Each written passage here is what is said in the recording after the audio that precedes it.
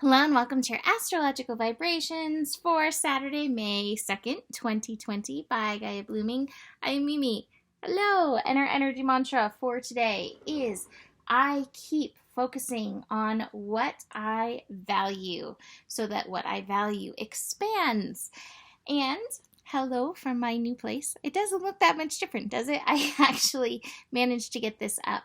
And I hope to be on camera tomorrow, but I was like, oh, let me get a video done because I finally have internet today for the first time in a week. And I'm really glad because definitely interesting astro happening. So what I really feel called to mention, because I feel like this is what's going on in the background, is North Node. Our nodes are about to shift. So the nodal energies really help us as a collective on what kind of energy we're wanting to focus on. Bringing in, grounding in, utilizing. The North Node is the energy we really want to focus on, and the South Node is the energy that it's like, learn from it, but don't keep falling into those patterns. So for about the last year and a half-ish, we've had the North Node in Cancer and the South Node in Capricorn. It's not quite a year and a half, just about that though. So we've been moving away from corporations, authority energy, the shoulds. You should do it this way because this is the way we've always done it. Instead, we've been moving towards a more nurturing, caring, compassionate, intuitive energy, more of a focus on family and caring than the corporation. And holy cow, like, have we been seeing this somewhat in this last little bit with what's been going on in the world. And we're really seeing that push towards that which is important. Now, one of the other things that's really interesting with this Cancer energy, North Node Cancer, for these few last days, is that there is a very strong feeling, emotion, energy. When I sat down to look at the astro and was really looking at, like, man, we're down to the wire, to the last little bit of this North Node and Cancer energy, it reminded me of some of my emotional roller coasters that I've been on. We're human and we have emotions. There are times where I will start laughing so hard that I will start crying, or I will be crying so hard that I start laughing. It goes both ways. And one of the things that we really need to realize and allow over these next few days as we finish up this energy, like really getting it grounded in for ourselves, is emotions is one way that we move energy through the body. So if you have been like me, where you're like laughing so hard and suddenly you're crying, realize that this is because, like, there was a little pocket of emotion that just got brought up to the surface and is being released. Like, you don't have to judge yourself for those moments. Now, I think this is really important for you to get into your system to realize, because we do have the moon in Virgo. So that moon in Virgo can kind of be judgmental. It can get a little critical, like, oh my gosh, you're crying and you're laughing. Remind the moon in Virgo, remind any part of yourself, that mental energy that may show up saying that this is healing energy, emotions, motioning on these energies, the E, E, right? E equals MC squared.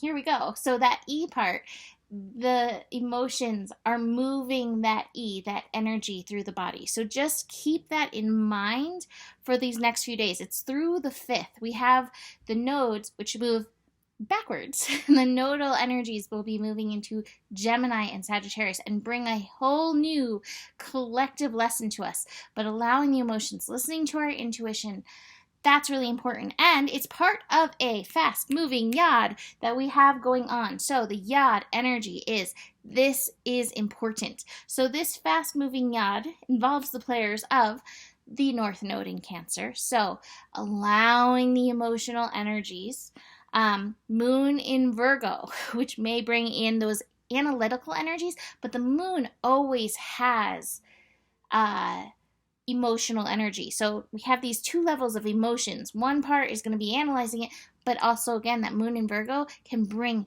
healing, especially through that presence process that Virgo can bring. If you can be present with those emotions, holy cow, that is very powerful at this time. And these energies, this yod, is pointing right at Pallas and Saturn in Aquarius. So that's interesting. Pallas can represent patriarchal energy. It's where we need to bring the yang of our yin forward to combat patriarchal energy, and realize where we can still fall prey to that energy. Saturn in Aquarius really can bring that alignment as well. Now, again, I keep thinking about a client that I had years ago. I think this person had really strong Capricorn Cancer energy, and I remember being like, you have this strong need to emote. You have such strong emotions, and yet I see with your Capricorn that you feel that you're not allowed to be your emotional self in this world, and this is your permission slip to be emotional. And I keep remembering this reading as I'm looking at this astro, because I feel like this is part of this yod. We have, again, the moon and the north node in Cancer holding this space on one side of the yod, and then we're looking at that Saturn Pallas energy and this ability of this is important. And so it's as we are building this new future, Saturn in Aquarius energy, building in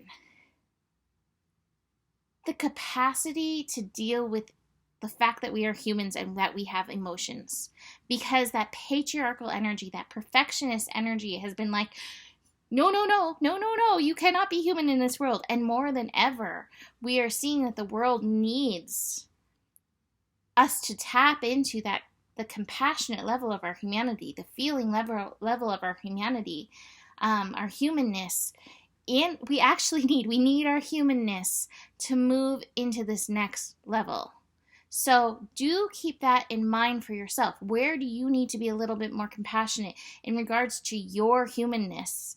As we move through this yodel energy, that is definitely a new way of putting it.